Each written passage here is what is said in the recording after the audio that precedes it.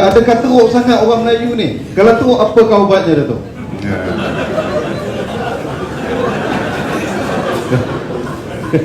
Buku Dato' yang terbaru kan, Islam dan Melayu. Ya, masalah orang Melayu sekarang ni,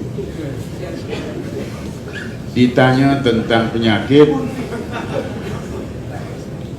tidak mudah untuk mengobatinya, sebab doktornya juga sakit.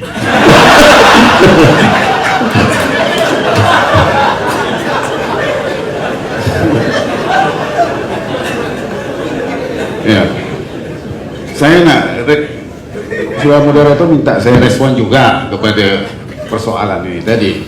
Saya pikir saya setuju dengan Dato' Asri. Kita kena betulkan cara pengangkatan pemimpin, sebab pemimpin yang naik itu harus dipastikan yang terbaik. Jadi mekanisme pengangkatan pemimpin harus betul. Jangan sampai terangkat mekanisme itu tak mampu mengangkat pemimpin terbaik, tapi yang terangkat pemimpin yang bermasalah. Nah, ini namanya mekanisme njit-njit semut. Ya, njit-njit semut, siapa sakit naik atas.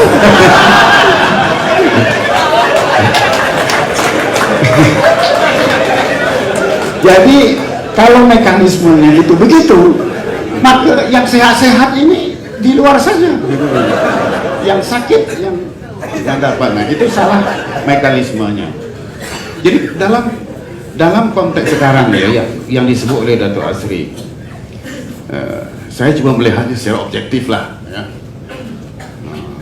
Saya coba rasional bahwa kenyataannya sekarang ini ya, politik uang itu sudah satu keluarga ya.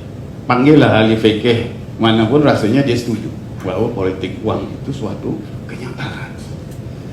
Jadi kalau naik harus dengan duit, maka artinya yang mengangkatnya itu ya maknanya kalau yang diangkat itu tak berduit, maka dia akan cari tukang-tukang angkat yang punya duit.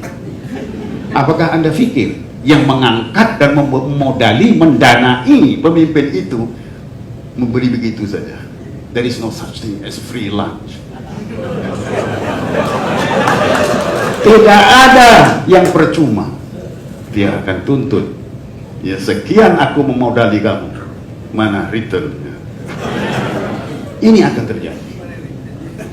Jadi oleh karena itu saya sangat khawatir kalau ini tidak dikorek, bahwa nanti yang akan menentukan pemimpin sebenarnya bukan undi rakyat ini, tapi adalah para kapitalis, pemodal yang mendanai pemimpin-pemimpin. Ini tidak cuma berlaku di Malaysia, ini sudah penyakit, ini sudah global menurut saya. Kalau Anda baca satu buku, The Silent Takeover, sebenarnya sudah berlaku ya, pengambilan peristiwa ambil alih kuasa dari rakyat sebenarnya, yang dikatakan dalam dunia demokrasi sudah diambil alih oleh pemodal-pemodal, sudah dibeli semuanya. Undi memulai dah dibeli. Jadi bagaimana ini akan apa? Cuma sudah sebut pasal Melayu.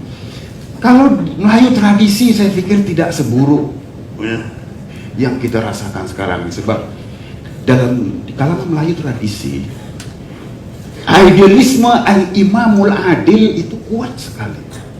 Al-imamul adil, ya pemimpin yang adil, idealisme itu kuat, sehingga ada raja-raja di Aceh misalnya yang memakai gelar Sultan Malikul Adil.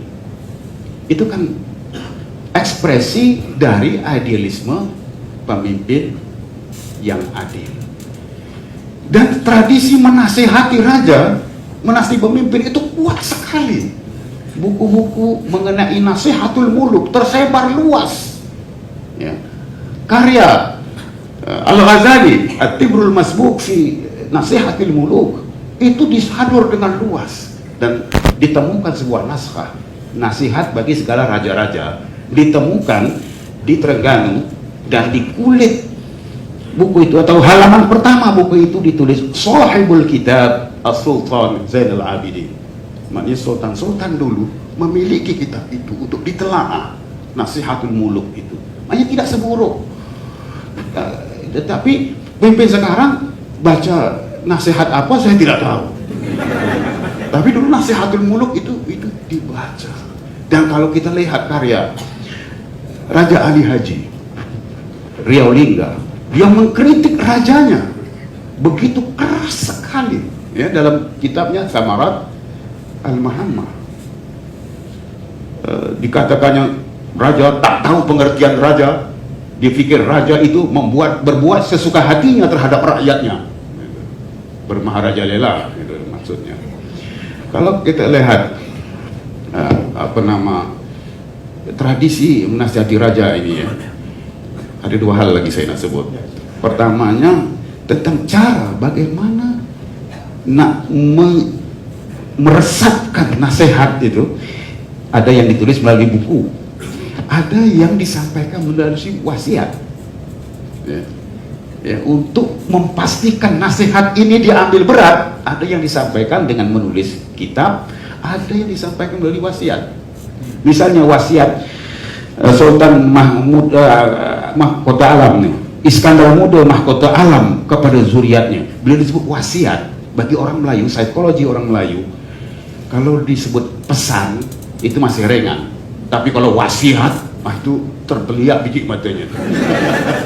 Jadi wasiat Sultan Iskandar Muda Mahkota Alam kepada zuriatnya yang antara lain menyebut, dan demikian lagi raja-raja hendaklah senantiasa ia memandang segala ulama dan bermusyawarah dengan alim ulama dan mendengar nasihat ulama, dan hendaklah raja-raja itu menjauhkan diri daripada bersahabat dengan ulama jahat dan ulama jahil. Ini saya tahu dari mana. Ulama tamak dan ulama-ulama yang suka memuji-muji raja, memaghzulkan dia, maghzul daripada ghazal, yaitu menghiburkan raja dengan kisah-kisah lucu gitu, dan mengharap minta keredaan raja. Maka ulama itu tamak, yakni tamak kepada dunia. Maka ulama itulah yang membuat huru hara negeri dan yang memecah belah rakyat seperti Dajjal.